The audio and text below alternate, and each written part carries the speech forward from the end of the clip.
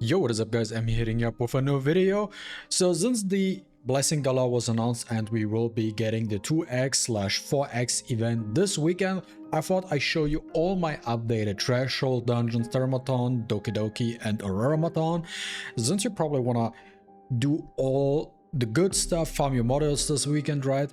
And I think this is now the perfect timing to show you all my teams because they are really fast, and you might want to copy them and use the same strategy for you to just speed up your runs and deplete your stamina as quick as possible. Do other things during your weekend. Before we jump right into the topic, guys, quick thing in eigener Sache.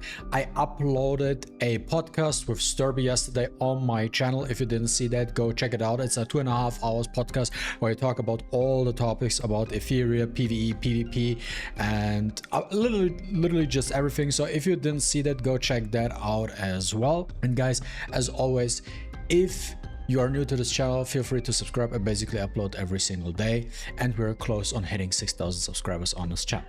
Okay, now with that out of the way, let's jump into the teams. And I think you might be very curious what I cooked up and what my current teams are. Now let's kick things off with Thermaton.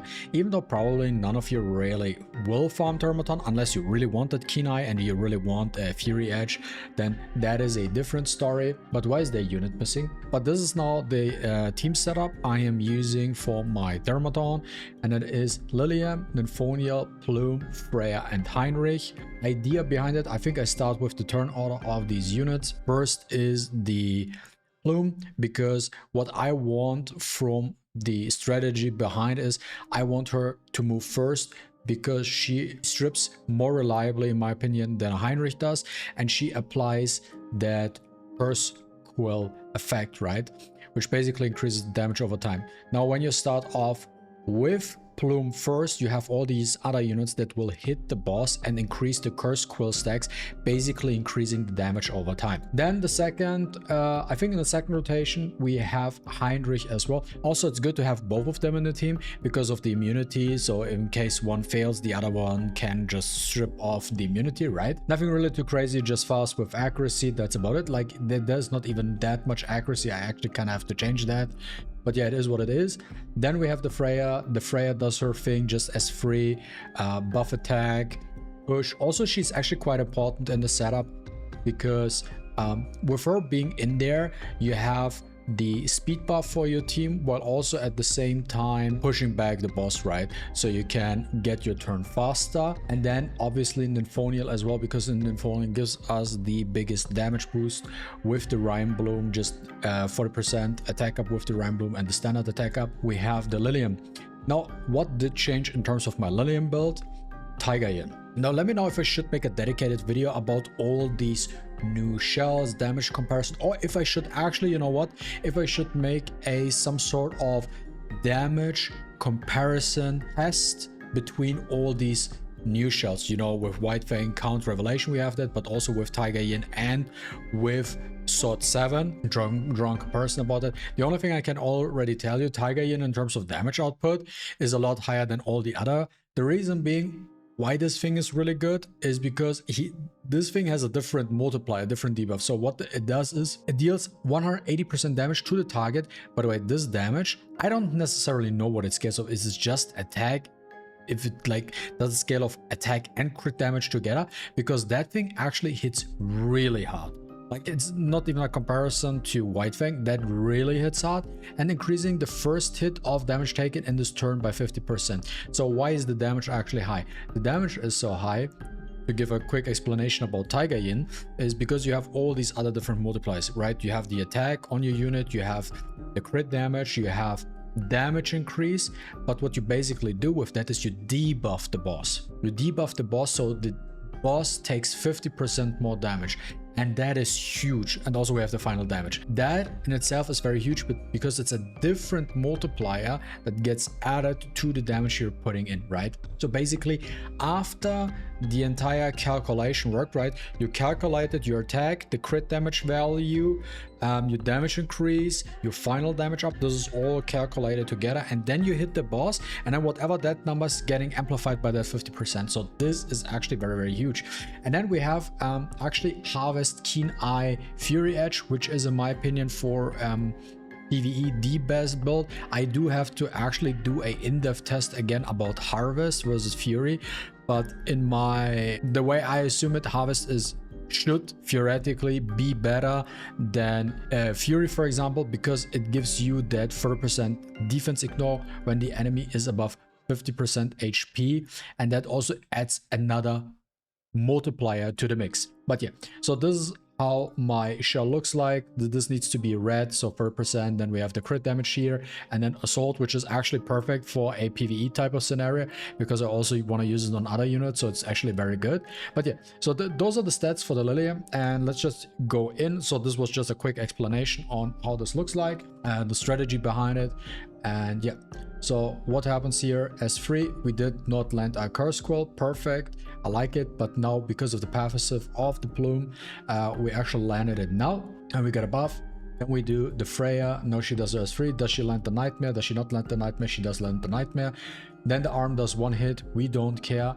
And now we got the debuff from Tigeyin, hit the boss for 460k damage, boom, 28-second run, and this boss is dead every single time. Like, this is basically more or less guaranteed. I don't see a world where this ever fails, to be honest, because as long as Plume strips with 3 chances of stripping, as long as she strips, this boss is getting one shot. So this is for team 1. Then of course Doki, which will be a little bit more interesting for you guys overall to see this as well. The cool thing about that is we can use the same strategy. So actually, this is my team, what I'm using for my Thermaton. I'm saying for the Doki. This way I'm using Keen Eye Fury Edge count with this specific build here, but actually now with the stuff you have in this game, you don't need these crazy stats to accomplish what I'm accomplishing, and that's why I'm going to show you that. And we're changing the build actually to this, was it this one or was it the other one? I think it has to be this one. Now let's look at the stats here. Well, I updated that as well, but this is now a Harvest Fury Edge build, high crit damage, double crit damage with the Tigeyin, but now I only have 95% crit rate. It should be 100% crit rate, but just for showcase purposes, I just want to show you in comparison. Now let's just dive in and see what's going to happen. So basically, standard thing, you have the Lily that does the S2, you have the RC77 to land the attack break on the enemies for the Kazuyu to actually stun them, right? And then S3, Messiah, first wave is down. Now we go into the second wave. Now the cool thing with the Tigeyin, for example, is it prioritizes bosses, right? So it considers the middle boss as a actual boss. So the Tigeyin will actually hit the middle guy. Now watch what happens, how much damage, 40k damage on that middle dude, right? Now this is actually quite big, because even if you have less stats, because I do have very high crit damage on that, but you can have less stats and still kill, because that Tigeyin actually does some insane damage on the boss, which helps you out, because the boss itself has 150k HP. 150k, the middle boss has HP. Now if you hit for 400k, now you only need to deal 110k damage, which is more or less 2 times 55 or something like that. But long story short, it is a lot easier and simpler to manage. Last but not least, we also have Aurora, which is to finish the Trash Hole trilogy. And for the team setup that I am running is this particular lineup, I think. Is it the other one? So same here, standard, a Plume. Then we have the Heinrich, same thing, but now with more accuracy. The Chiaki is in here as well, decently fast. Then we have the Nymphonial, also a little bit faster than usual, 222 speed. She also has like 222 speed, something like that. And now here is the Gatsby, also on Tigeyin, on a Keen Eye Harvest Fury Edge, as I just said, with that specific same build, right, with these type of stats. And those are the stats we are using and tackling this dungeon now. So how does this look in action? Fully auto, same as before. Plume moves followed up by Heinrich just to increase the damage output, really. that's about it. Then Chiaki is there for the cleanse. I like Chiaki a little bit more than Linglao, also just because her animation is faster, in my opinion. Her animation is just faster, and now with the whole plume interaction and stuff like that, and with enough speed, the Gatsby moves. You need like around plus 85 speed if you want them to move before that tower. And as you can see here, the boss is almost dead, and we have a 35-second run. But you know what? I did not like what I saw right now, because that's usually not what should have happened here. Okay, there we go. Another run showing you again what is going to happen. But I think I was missing a debuff or something. I really didn't pay too much attention right now. So here we landed all the debuffs. I think this time it looks more accurate. Let me actually focus the boss just to make sure that no shenanigans are going to happen. Now the buff is in, everything is sealed, everything is going on. And now Gatsby is using his S3, and then boom, the boss is dead, and we got a 29-second run. And this is my actual one-shot team. So I think that there was a little bit of damage fluctuation, or I was missing a debuff, I don't know, for full stacks.